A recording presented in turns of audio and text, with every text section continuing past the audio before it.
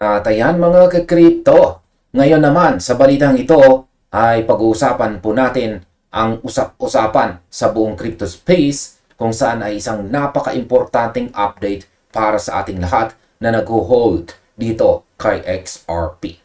Matapos po ang napakahabang panahon ng paghihirap, tila papalapit na tayo sa isang yugto na magbabago sa takbo ng presyo. Sapagkat meron pong isang kilalang analyst ang nagbigay ng kanyang pananaw na sa tingin ko ay magbibigay ng pag-asa sa marami. Yan ang sabi sa title ng balita natin dito mula kay Times Tabloid, Drop CEO to XRP holders, all it takes is one God candle to erase 18 months of pain. Isipin po ninyo yan mga ka-crypto. 18 months, 18 na puro pagsubok. 18 months, yan, na puro consolidation. At ngayon, ang analyst dito na si Bird ay nagbabala na ang lahat ng ito ay malapit ng magwakas. Sa loob ng mahabang panahon, sa XRP ay parang isang compressed na bagay na pilit na pinipigilan. Pero ngayong June 2026, ang chart patterns ay nagsisimulang magpakita ng mga sinyalis na hindi natin pwedeng baliwalain. Kaya sa video na ito, pag-uusapan natin ang chart setup na nakikita natin dito na ibinahagi ni itong si Bird. Ayan. At kung bakit nga ba July ang napiling buwan ng mga eksperto at kung ano ang ibig sabihin ng God candle sa konteksto ng ating market.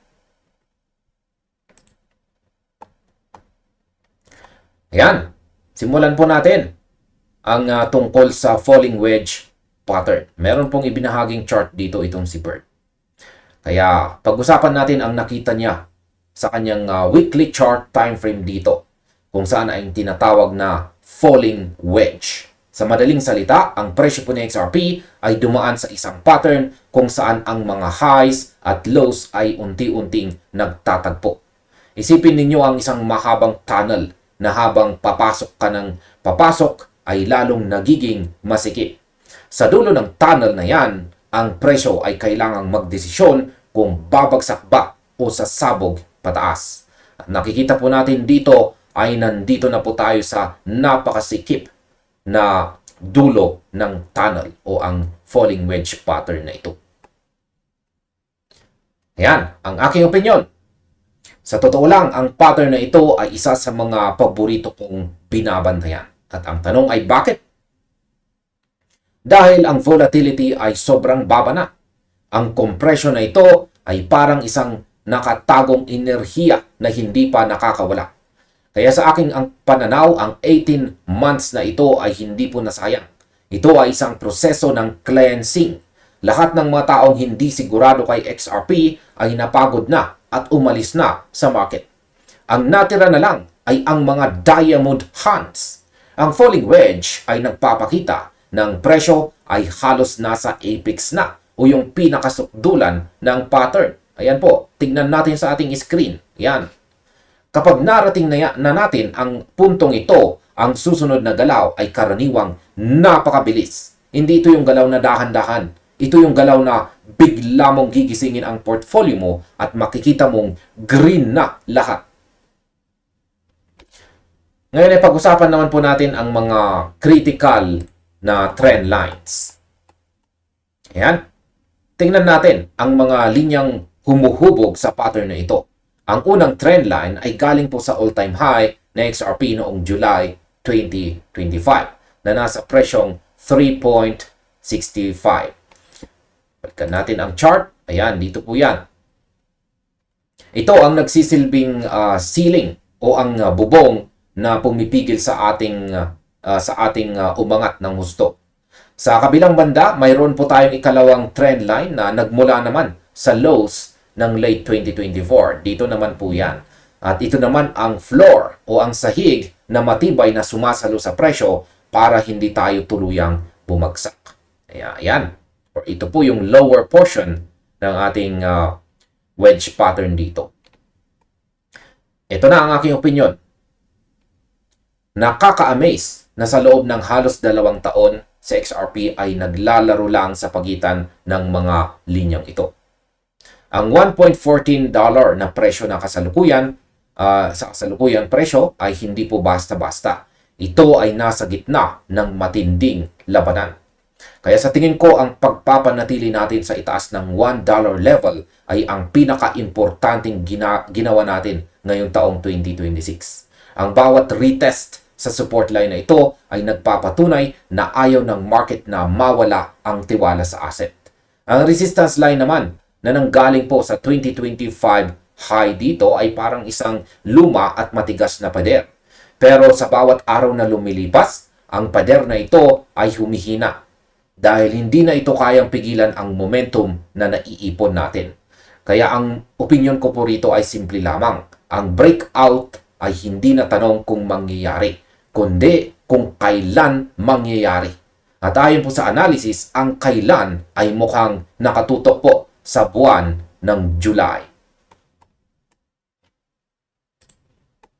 Pag-usapan naman po natin ang God candle na mangyayari po sa buwan ng July. Dito napapasok ang konsepto ng tinatawag pong God candle. Para sa mga bago lamang po dito sa mundo ng crypto, ang God candle ay isang sobrang haba at matinding green candle na bigla na lamang lilitaw or mabubuo sa chart.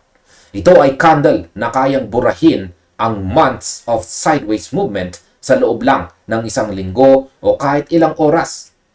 Sabi nga ni Bird, lahat ng 18 months na sakit na nararamdaman ng mga holders ay pwedeng mawala sa isang iglap lang dahil sa ganitong klase ng galaw. Sa aking opinion, ang tawag ko rito ay correction of history. Ang mga tao kasi ay masyadong nakatingin sa kung ano ang nangyayari kahapon o noong isang buwan.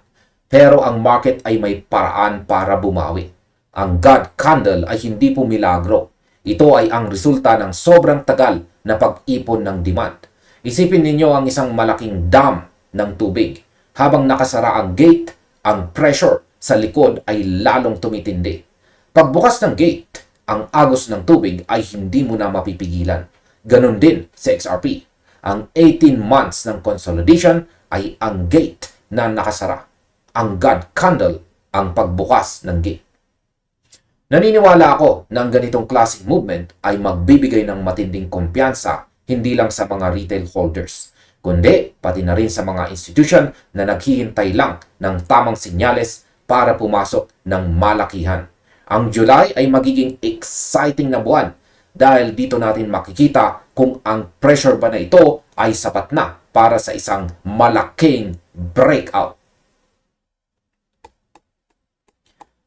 Pag-usapan naman po natin ang reaksyon ng community. Siyempre, hindi maiiwasan ang iba't ibang opinyon mula sa XRP community.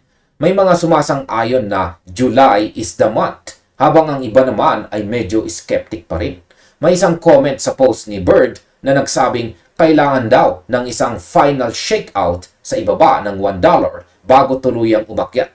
Ang ideya ay kailangang linisin muna ang mga natitirang weak hands para maging magaan ang pag-akyat ng presyo.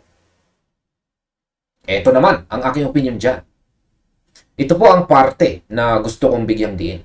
Ang shakeout o ang huling pagbaba ay bahagi ng market psychology. Minsan kailangan ng isang huling takot para mapilitan ang mga tao na magbenta. Kung mangyari man na bumaba tayo ng konti sa $1, huwag agad magpanik. Kaya sa aking tingin, ito ay pagkakataon lang para sa mga totoong naniniwala sa long-term value ng asset. Ang mga taong nakakaintindi sa big picture ay hindi natatakot sa maliliit na dip. Ang pinaka-importante ay ang pag-reclaim natin sa resistance line. Kung makita natin ang presyo na basagin ang trend line na yan, syempre may kasamang malakas na volume, iyan ang kumpirmasyon na wala nang makakapigil sa atin. Ang community ay nananatiling optimistic at sa totoo lang, ang ganitong klaseng energy ang kailangan ng market para umusad. Pag-usapan naman po natin ang importansya ng volatility. Ayan, napansin nyo na ba? Ang galaw ng presyo nitong mga nakaraang buwan ay hindi na kasing wild gaya noong nakalipas na taong 2025. Ito ang sinasabi nating declining volatility. Habang kumikipot po ang wedge, ang market ay nagiging mas kalmado. Ito ang madalas na sinyalis ng isang major directional move. Ngayon ay ito naman ang aking opinion dyan. Gusto ko yung ganitong katahimikan. Ang volatility na dati ay parang roller coaster ay nagiging isang diretso at kalmadong linya. Ito ang kalmado bago ang bagyo. Kaya sa aking pagsusuri, ang ganitong klase ng pattern ay nagpapakita na ang mga big players ay tapos na sa kanilang pag-aabang. Ang wedge ay hindi lang basta pattern sa chart. Ito po ay representation ng Battle of Wheels. Sino ang mas pasensyoso? Ang mga sellers na gustong bumaba ang presyo o ang mga buyers na nag-iipon? Kaya sa aking opinion, ang mga buyers ay unti-unti nang nananalo sa laban na ito dahil sa bawat pagbaba, ang presyo ay laging naa-absorb ng market. Ang July ay posibleng maging turning point kung saan ang lahat ng pagod na nararamdaman natin ay mapipigilan, mapapalitan po pala ng excitement.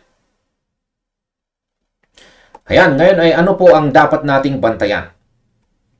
Unang-una ay ang pag-break sa descending resistance na ito, resistance line na ito. Pangalawa, ang sustainment sa itaas ng major support levels. At ang pangatlo, ang pagpasok po ng volume. Ang volume ang nagsisilbing fuel o gas sa makina. Kung walang volume, walang breakout. Lahat tayo ay naghihintay ng signal. Pero ang signal ay hindi po laging madaling makita. Ang payo ko po ay huwag lang tumingin sa presyo. Tumingin sa market behavior. Kung makita ninyo na si XRP ay biglang nagkakaroon ng mga malalakas na green candles kahit walang masyadong balita, iyon na ang sinyales. Ibig sabihin, may mga institution na ang gumagalaw. Ang ating roadmap ngayon pong taong 2026 ay malinaw. Hindi natin kailangan ng araw-araw na pump.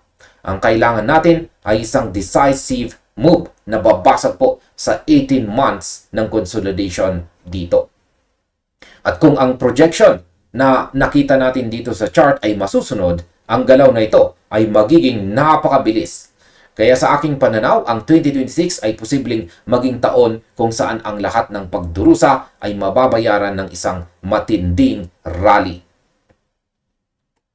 At ayan sa kabuuan, ang falling wedge pattern na ating binabantayan ay hindi lamang isang simpleng guhit dito sa screen. Ito ay simbolo ng pagtatapos ng isang mahabang yugto ng paghihintay. Ang God candle na binabanggit po rito ni Bird ay hindi po basta-bastang tsamba. Ito ay base po sa technical compression na nangyayari sa loob ng mahigit isang taon. Ang July 2026 ay nagiging sentro ng atensyon ng maraming traders at holders ngayon. Kahit na hindi natin hawak ang hinaharap, ang mga sinyalis po dito sa chart ay nagsasabing papalapit na tayo sa dulo ng tunnel. Ang 18 months na sakit ay posibleng maging 18 months na aral para sa ating lahat. Kaya manatiling kalmado, manatili pong disiplinado at huwag kalimutang tumingin sa mas malaking larawan. Ang crypto market ay laging may paraan para sorpresahin tayo. Sana ay maging maganda ang takbo ng July para sa ating lahat. At hanggang dito na lamang po tayo sa video na ito. Maraming salamat sa inyong panonood. Maaaring panoorin na rin po ninyo sunod ang recommended video natin dito.